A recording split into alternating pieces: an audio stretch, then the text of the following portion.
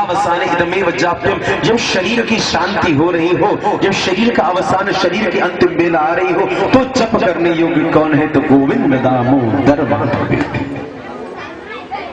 मात्र केवलमेव हरि शरणम, हरि शरणम, हरि शरणम, हरि शरणम, हरि शरणम। परमात्मा का ही नाम सुमिरण जीव का उद्धार का मात्र में कारण है। यदि सिद्धांतों की चर्चा करें तो क्या जप, क्या तप, क्या ज्ञान, क्या ध्यान, क्या भक्ति, क्या वैराग्य, जीव के उद्धार करने मात्र के लिए ये सामान्य साधन उपयोगी नहीं है। जीव का यह कर्तव्य है कि वह परमात्मा के श्री चरणार बिंदुओं का सुमरण संकीर्तन, उसमें शरणागत होकर के रहिए। जीव का कर्तव्य है। जैसे एक सामान्य सा नियम है कि मार्ग पर बाएं दिशा से चलो, यह कर्तव्य है, आवश्यकता नहीं। गाड़ी तो तुम्हारा दाएं तरफ से भी चल जाएगा। ठीक ऐसे ही नियमों में से जीव का जीवन के साथ प्राप्त जो कर्तव्य है वो कर्तव्य है हरिनाम सुमिरन। हरिनाम सुमिरन। अब रही बात कृपा का, कृपा क्यों होगी, कृपा कैसे होगी, कृपा किस पर होगी साहब? बहुत सारी। कर्दम ने देवहूति मैया को भक्ति ज्ञान राजयोग आदि कई प्रकार की चर्चाएं करके संतुष्ट किया कपिल मुनि ने, और इसके पश्चात स्थान इधर माता देवहूति ने अपने पुत्र द्वारा प्राप्त संदेशों को आत्मसात कर ब्रह्म ज्ञान की चेष्टा और ब्रह्म चिंतन में लगे। क्या जीव के लिए कोई कर्तव्य परमात्मा की प्राप्ति का मूल कारण हो सकता? क्या परमात्मा जीव के द्वारा कृत किसी कर्म में आबद्ध होकर कृपा कर सकते? क्या जीव का सामर्थ्य है कि अपने तुच्छ कर्मों को आधार बनाकर जो सारे संसार का जगत नियंता है उसको वशीभूत कर? कारण रहित दया, ऐसा कोई कारण नहीं जो परमात्मा की दया की पात्रता का सर्टिफिकेट आवश्यकता है। परमात्मा कृपा, उसी जीव का उद्धार होता है। लोकाचार्य मुनि की रचना परम पद सोपान के अंतर्गत लोकाचार्य मुनि लिखते हैं, किस जीव को परम गति की प्राप्ति होती है वही जीव जन्म काल में जिसके ऊपर परमात्मा की कृपा दृष्टि पड़ जाए उस जीव का उद्धार होता है। लक्षण परीक्षित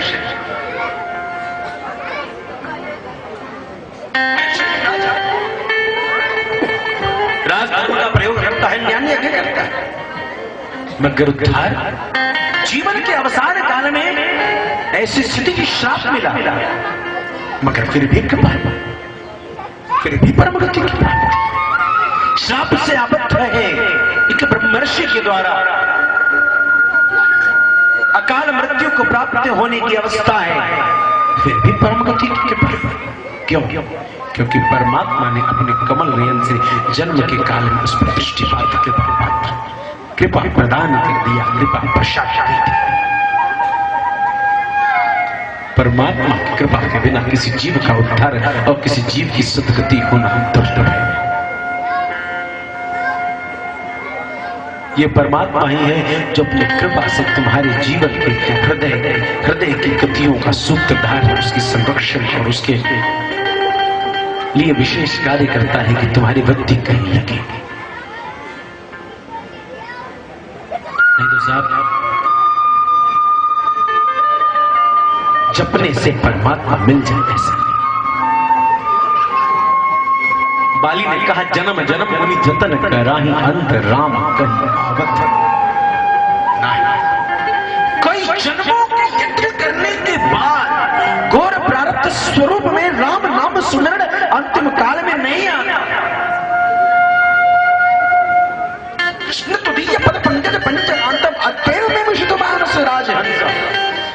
कृष्ण, तेरे चरणों में इस आज मन पिंजरे को बांध मुझे, कि प्राण प्रयाण समय बात पित्त कंठावरोदन विदौ स्मरणम कुतस्ते। प्रभु माया बलवंत भवानी जाहि नमो पवन ज्ञानी। तो जो तू कहता है कि ज्ञानी मुझे हृदय ज्ञानान मुक्ति ही, जो ज्ञानी होगा वो मुझे प्राप्त करेगा। श्रद्धावान हृदय ज्ञानम, जिसमें श्रद्धा होगी वो ज्ञान की प्राप्ति करेगा। तो लुसिन मुझ जैसा पापी कोई, मैं तेरा भजन नहीं कर सकता। मैं आज डंके की चोट पर कहता हूं। तुलसी बाबा लिखते मति अति नीच। वो बूढ़ा लगभग 80 वर्ष की अवस्था में आज उनकी कलम की लेखनी चल पड़ी। क्या लिखते हैं? मति अति नीच ऊंची रुचि आची, चाहिए अमिया जग जुड़े में चाची। कहते हैं कि मैं बड़ा नीच हूं रे, निज गिरा पावनी कर। तो ऐसा जीव का कर्तव्य क्या करे? हमारे आचार्य कहते हैं कि परमात्मा से कहो कि ठाकुर प्राण प्रयाण समय, जब प्राण के जाने की अवस्था होगी, कफ वात पित्तई, एक कफ आ जाए, खांसी, अभी खांसी आ जाए बोलना बंद, एक खांसी बोलती बंद कर देती है। तो जब खांसी भी आई, कफ ने भी सताया, तो तेरा नाम कैसे बोलूंगा? मैंने जीवन भर अनुभव किया कि जब कभी भी कफ मुझे सताता है तो मैं तेरा नाम नहीं बोल पाता। तो मैं कैसे मान लूं कि मैं तेरा नाम अंतिम काल में ले लूंगा? वात रोग से सता जा, सर में दर्द हो गया, आंखें लाल हो गई, शरीर में जकड़न हो गई, पीड़ा हो गई, करा हो गया, नसें तन गई, कहीं और थे और अभी ऐसी नस तनी की बाप रे।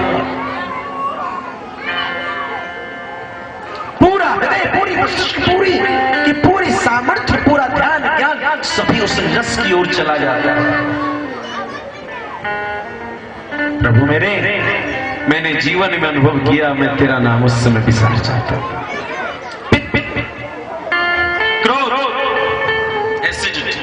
बोलते बोलते चरवंचुकारी राम नहीं बोल पाएंगे, भूल जाएंगे, छूट जाएगा।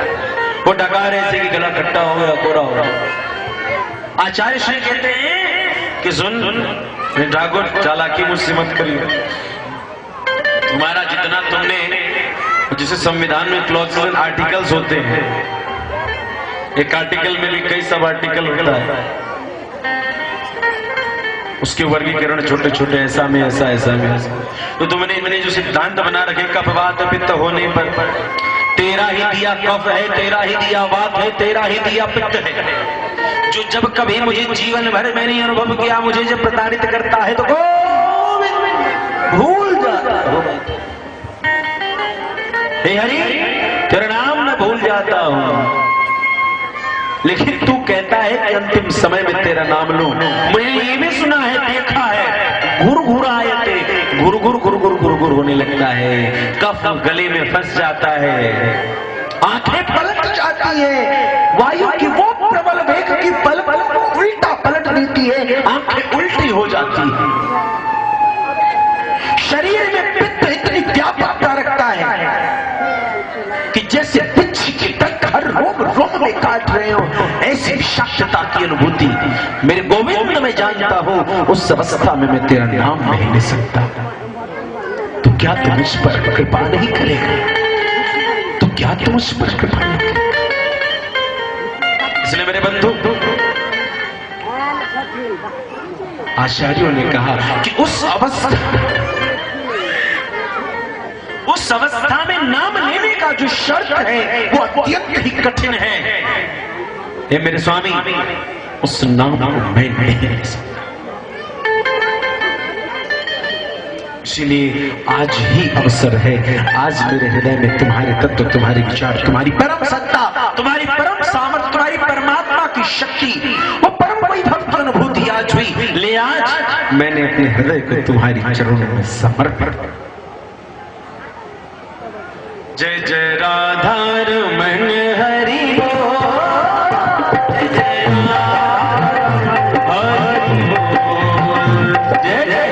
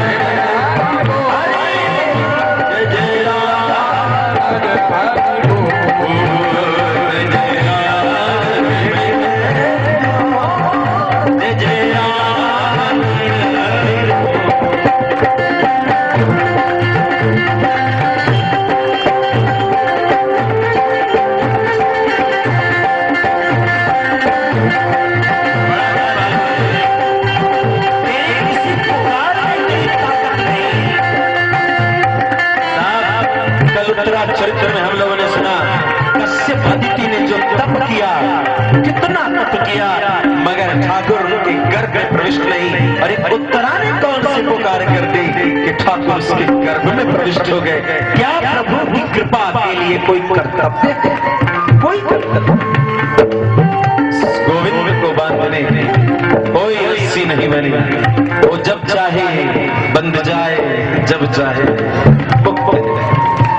इसलिए कभी भी ये नहीं समझना जप का अहंकार, तप का अहंकार कि मैं नित्य प्रति 1 घंटा जप करता हूँ, 1 घंटा तप करता हूँ, ये परम प्रबल भागवत दोष से बचो।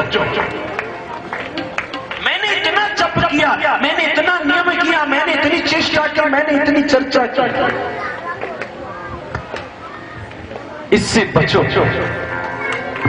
मैंने इतना दान किया, मैंने इतना जप किया, मैंने इतना ज्ञान किया, मैंने इतना सत्संग किया। वो गरुड़, रामायण पढ़, रामायण जानते हो, रामायण की कथा, रामायण घर में वो गरुड़ जो भगवान का नित्य किंकर है, नित्य लीला में हमेशा साथ चलता है। शंका तो उसे भी होती है मेरे बंधु, लेकिन शंका होगी तो गोविंद को नहीं छोड़ दिया, भगवान की कथा को नहीं छोड़ दिया। भगवान की कथा में ही तुम्हारे प्रश्नों का जवाब स्वतः मिलेगा।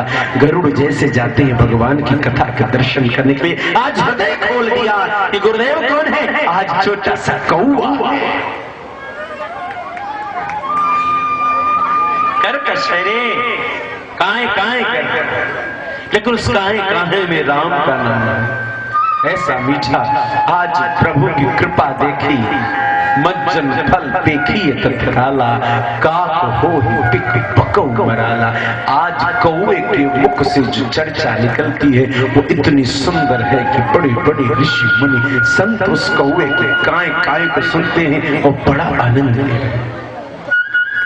आज इस प्रभु की कृपा को देखा और आज सत्संग के प्रभाव को देख करके गरुड़ कहता है मेरा मोह भ्रम अज्ञान सबका नाश हो गया गुरुदेव।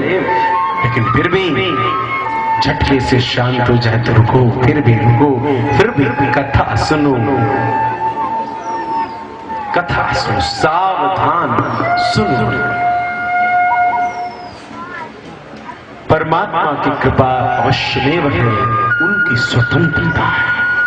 हर जीव परमात्मा की कृपा के अधिकार का पात्र है।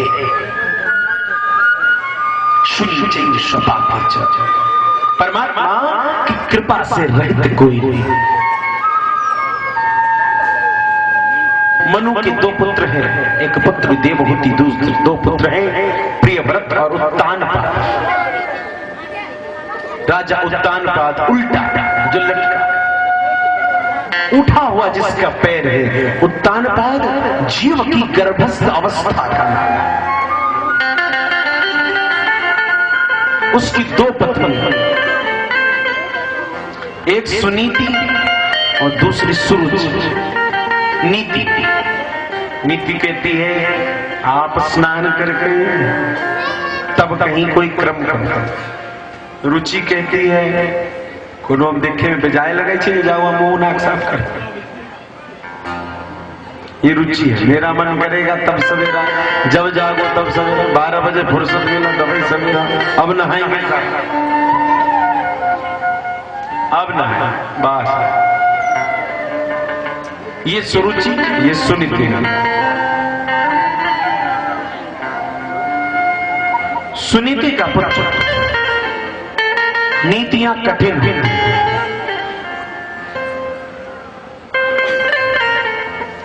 कैसे एक पंक्ति भूल रहा हूं, मानस बाबा ने लिखा, इहा न विषय रस चाखा। यहाँ विषय रस की कथा नहीं मिलेगी, इसलिए नीरसता लगेगी उन लोगों को जो विषय खोजना चाहते। लेकिन वहां कैसे लिखते, खल परिहास कोई हित मोरा, काक कहन कलकंठ कठोर। बंदो प्रथम खल गनु सतीबाई, जे बिनु काज दाहिने हूं।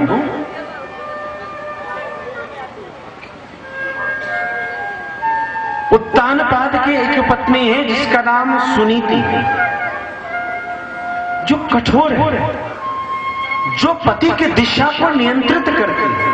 आप ये कृत्य करने जा रहे हैं, आप ये कृत्य करने जा रहे हैं, ये उचित है। उचित अनुचित में धर्मणी होते हुए निर्णय देती है।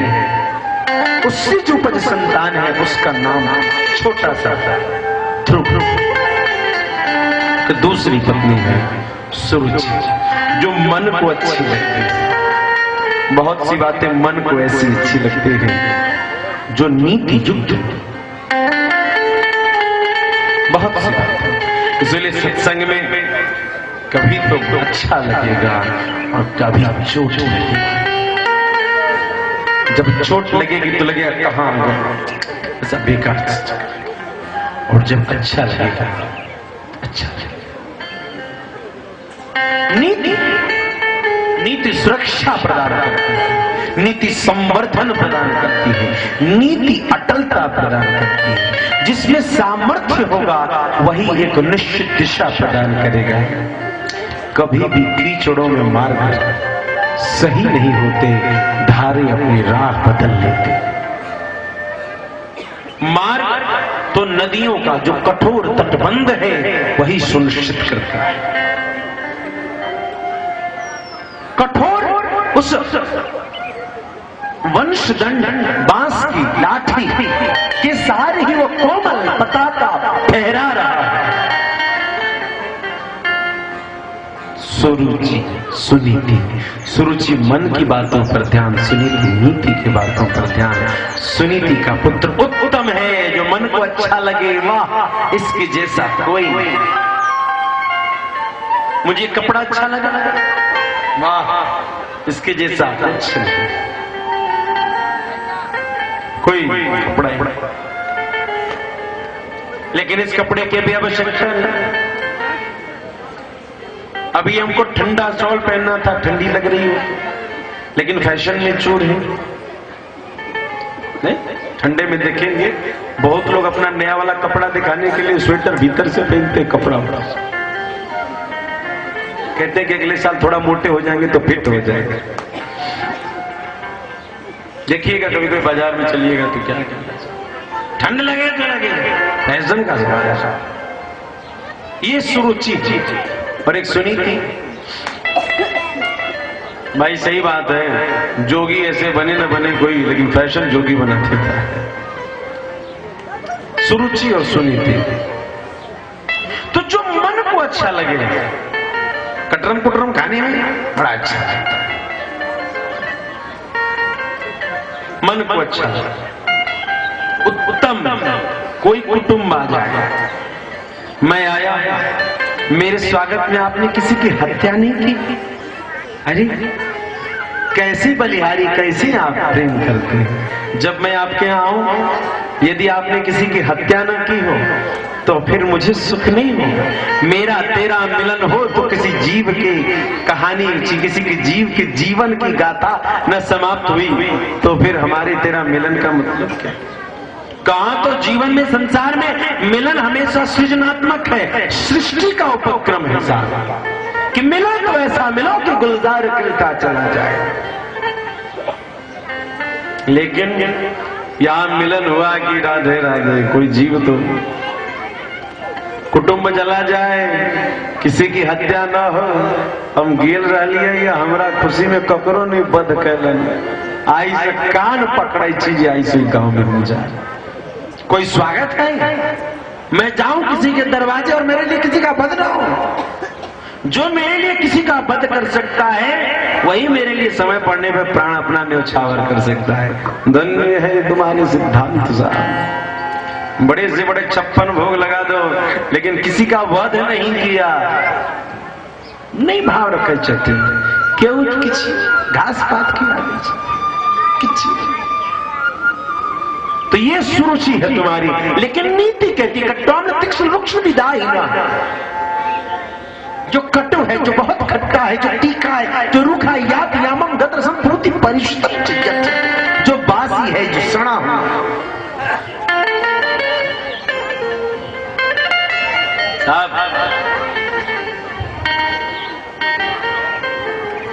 ये सुनीति है, ये सुरुचि।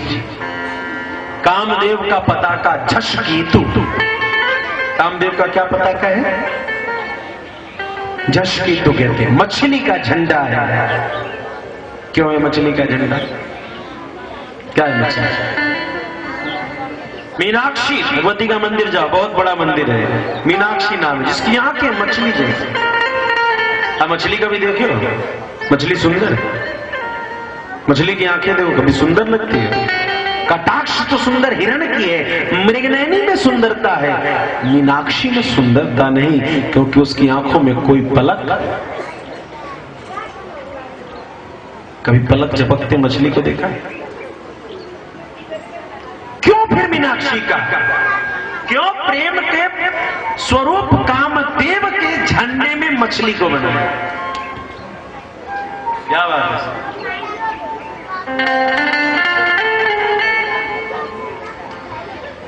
कैसे मिलन हो तेरा मोहन जरा बता, कैसे मिलन हो तेरा मोहन जरा बता, कैसे मिलन हो तेरा।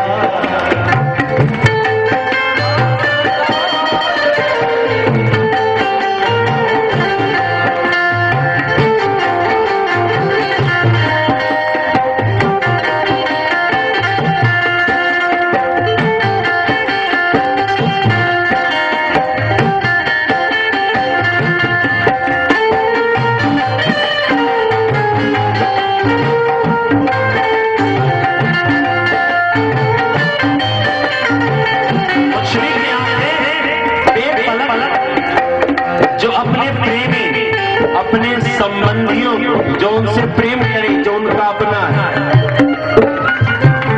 जो बेपलक उनको निहारती रह जाए, वो मीनाक्षी। इसलिए कामदेव के झंडे में मछली है, यदि प्रेम करो तो पलक न झपकने पाए, कि पलक झपकने तक का भी जो समय उतने दूर भी मैं त्रुटिर्युगायते त्वां पश्यताम, यदि एक त्रुटि, एक पलक झपकने का भी समय कृष्ण तेरे बिना जाता है तो ऐसा लगता है कि जैसे कई युग बीत गए। कैसे मिलन तेरा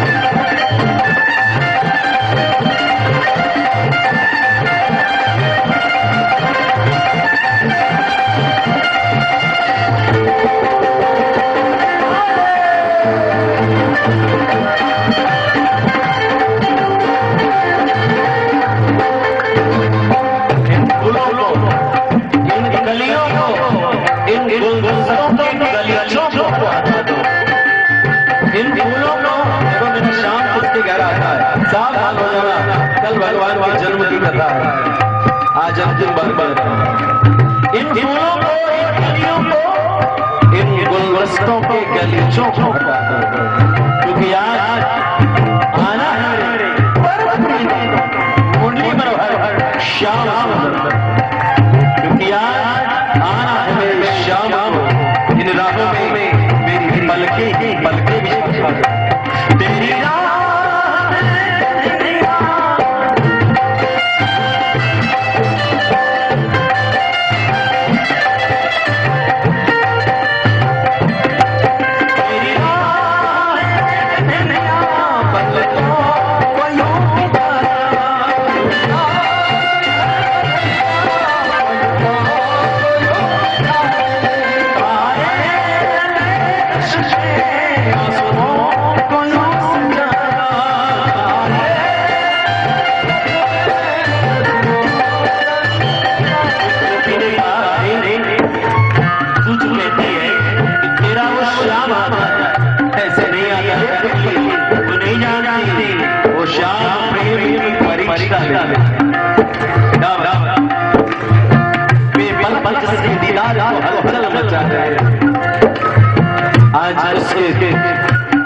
आज के चमने नूर में वो गुलजार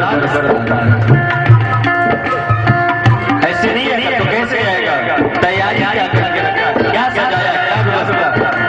और फूल, अरे तुझे नहीं मालूम फूल पंखुड़ी उसके दाग छोड़ जाती, इतना कोमल गोपून का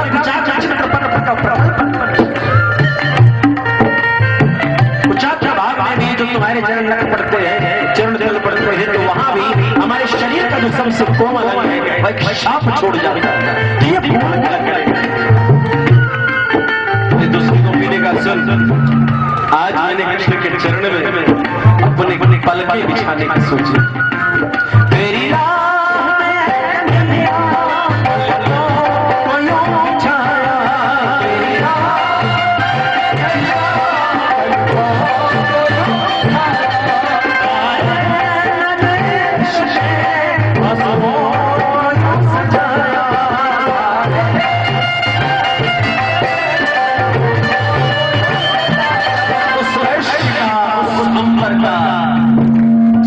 कोई तारा हो,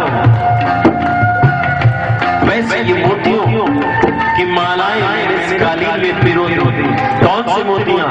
ये आंसू की बूंद आज इस कालीन में जड़ी के समान सुंदर लग रही है। अरे तू तो रो भी रही है, तेरी आंखों से आंसू भी बह रहे। तुझे नहीं मालूम मेरा श्याम निर्मल मन जन सब वही बाबा, जो निर्मल होता है वही बनता है। और जो तुम कहते हैं कि पल के बिछाऊंगी, तो इन पलकों में आंसू संजोए रखेंगे। वो आंसू कीचड़ में मिलेगा और रज में मिलकर कीच बनेगा, कीचड़ बनेगा। तो क्या कृष्ण अपने पैरों में कीचड़ लगा? नहीं पाऊंगी नहीं पाऊंगी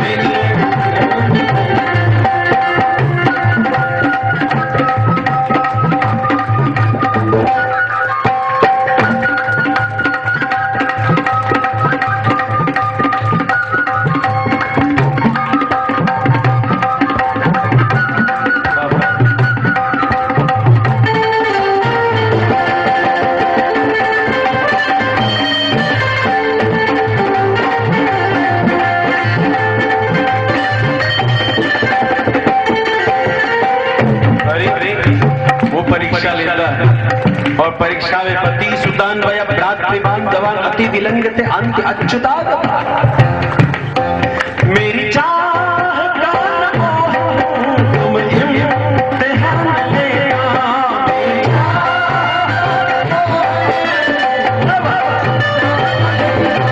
मेरी चाह तुम इम्तिहान लेना।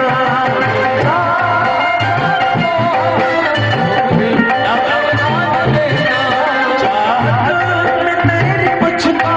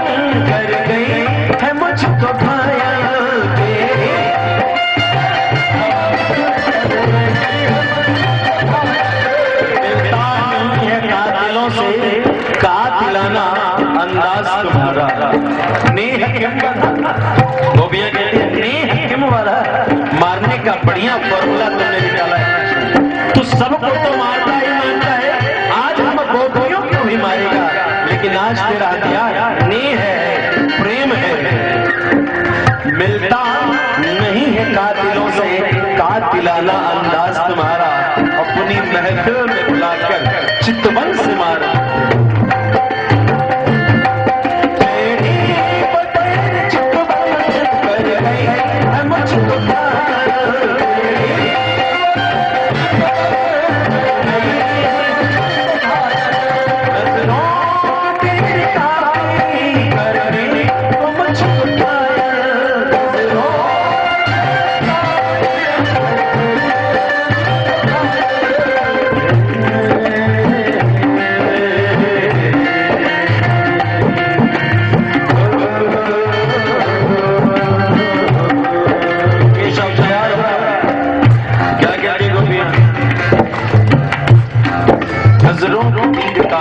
करने को मुझको गाया।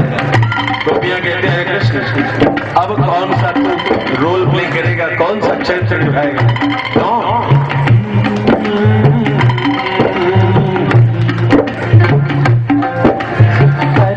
को यूं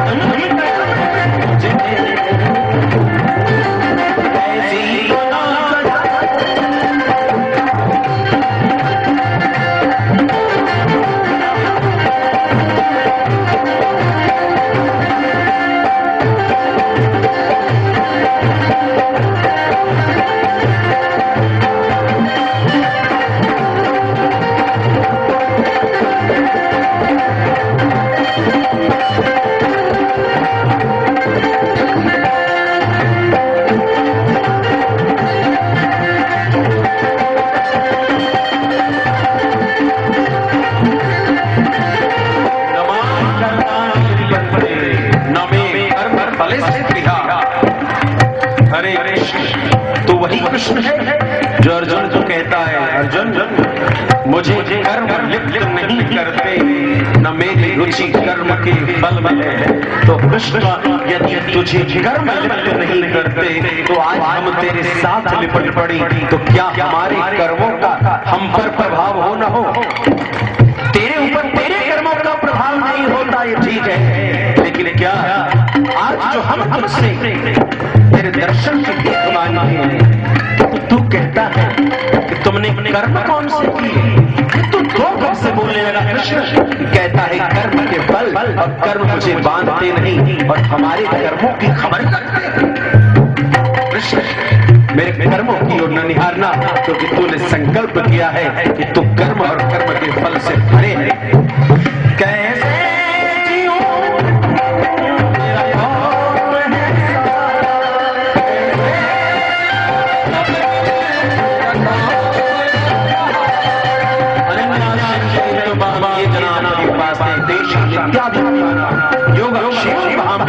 सर्वधर्मान सभी धर्मों का परित्यज्य त्याग करके मां एकम शरणं व्रतः, तो मेरी शरण में आ जा। अहम मैं तुम्हें सर्वपापेभ्यो मोक्षयिष्यामि मास्टर। कैसे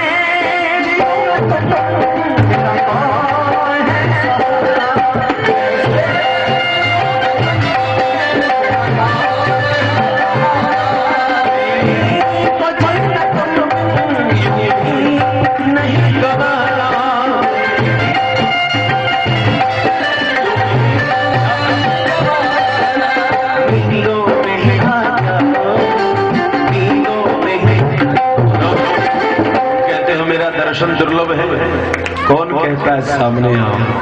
नींदों में ही आ जाओ, यदि इस लोक लाज के कारण कि दुनिया क्या कहेगी कि मेरे ऊपर कृपा कर दिया, बहुत सारे तुमने नियम बना रखे हैं, तुम मुझे दर्शन देना चाहते हो, लेकिन ये नियम, ये मर्यादा, कहते हो कि मुझे शास्त्रों का पालन करना पड़ता है। यदि उस संकोच से वेद पुरुष अपनी तेरी वेद की मर्यादा जाने का भय हो रहा, इसलिए तो मुझे दर्शन नहीं दे रहा, तो तेरे प्रत्यक्ष दर्शन की चेष्टा हो न हो, नींदों में ही आ जाओ, नींदों में ही आ जाओ, मीठा सपने नींदों में आ जाओ, मीठा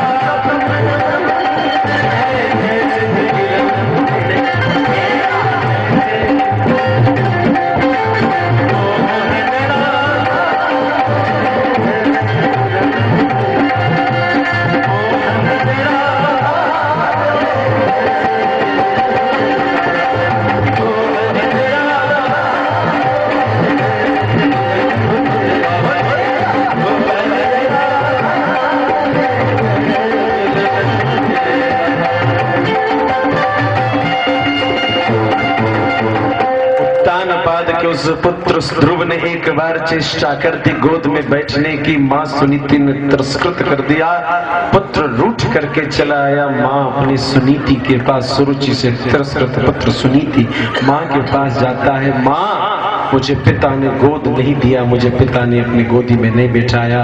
माँ ने कहा क्यों नहीं बैठाया, क्योंकि सुरुचि माता कहती है कि जा तप कर, जिस तप के करने से तू मेरी कोख से जब जन्म लेगा तो ही तुझे अपने पिता की गोद मिलेगी। मां निष्ठुर रही है, मां प्रेम की सागर है, तू मेरी नजरों में रह, यह मां का कर्तव्य नहीं। मां तो वो विशाल हृदय जो पुत्र को सद्धर्म के मार्ग पर भेजती है कि वह पुत्र धर्म पर आचरण करेगा तो खुद का ही नहीं अपने कुल के सबका उद्धार करेगा। आज चला मां के कहने पर ध्रुव चला, 5 वर्ष का बच्चा तपस्या जंगल में होता है, बस इतना जानता है पंचा है, चला पंचमाश को कहा चला।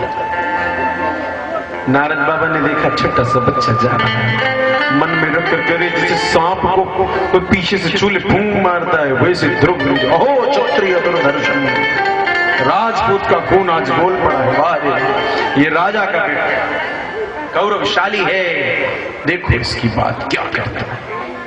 नारद बाबा बेटा इधर सुनो, क्या बात है, क्या बात है? अरे नारद बाबा प्रणाम प्रणाम प्रणाम, खुश रहो, आनंद रहो। कैसे, किधर जा रहे बेटा? बाबा तपस्या करने जा, 5 वर्ष का छोटा सा बच्चा कहता है बाबा तपस्या करना। अच्छा क्या होता है तपस्या? वो नहीं मालूम, जंगल में सब लोग करते हैं, सुबह जंगल में। बाबा सुनो, तुम्हें मालूम है तपस्या कैसे? बाबा ने कहा बेटा तपस्या बहुत कठिन होती है। अब किसकी तपस्या करने चला?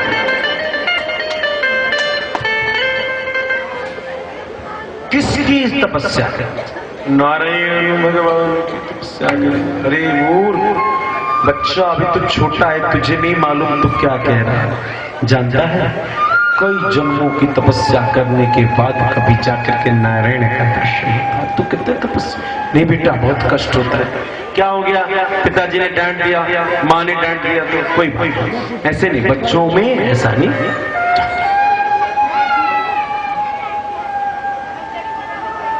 ध्रुव कहता है बाबा सुनो,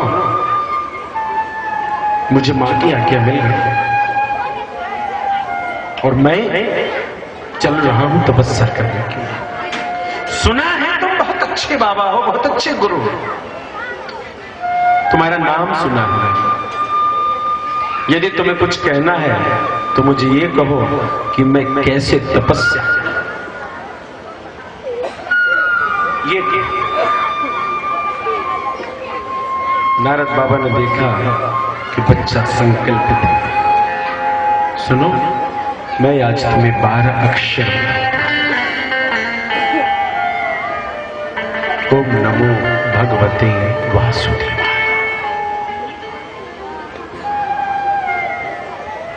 जाओ, इस मंत्र को सप्त रात्रि के अनुसंधान करने के पश्चात खेचर प्राणी जो गुप्त रूप से घूमते हैं उनका दर्शन है। जाओ जाओ। यामनम तटमापन्नम यत्र लीला हरिर्भूत। वो यमुना नदी के किनारे मधुवन में चला गया। नारद बाबा ने जैसे जैसे बताया स्नान आदि करके और भगवान के लिए ध्यानस्थ हो। पहले कैथ और बैर के फल खाए, फिर सूखे पत्ते खाए, फिर जल पिया। चौथे महीने में सिर्फ 3-3 दिन कैथ और बदरी, 1 महीने तक इस प्रकार से, फिर हर छठे दिन सूखे पत्ते, फिर हर 12वें दिन सिर्फ जल और फिर सिर्फ वायु। 5वें महीने में ध्रुव एक निष्ठ हो चुका। ध्रुव ने अपने शरीर की शुद्धि कर ली, मन वचन सब की शुद्धि कर ली, और ध्रुव ने अपने मन के भीतर सारे संसार की जगत नियंता परमात्मा को आधारित करके अपने प्राण में उस संसार के प्राण को आधारित कर दिया और अपने प्राण की गति रोक दी। ध्रुव ने जैसे ही प्राण की गति रोक दी, सारे त्रिलोकी में कंपन प्रारंभ हो गया। सारे देवता विचलित हो गए। यह क्या? ध्रुव कैसी तपस्या क्यों कर रहा है? ध्रुव उस 5 वर्ष के बच्चे की वो शरणागति, वो तटस्थता, वो दृढ़ प्रतिज्ञता, वो दृढ़ संकल्पता, वो दृढ़ श्रद्धा, अपने नित्य अनुसंधान के प्रति वो अटलता, अचलता, निर्मलता, निश्चलता ने आज बाधित कर दिया 33 कोटि देवताओं को। और वैकुंठ के दरबार में वैकुंठनाथ भगवान के आगे ये 33 कोटि देवता आज नतमस्तक है। त्राहि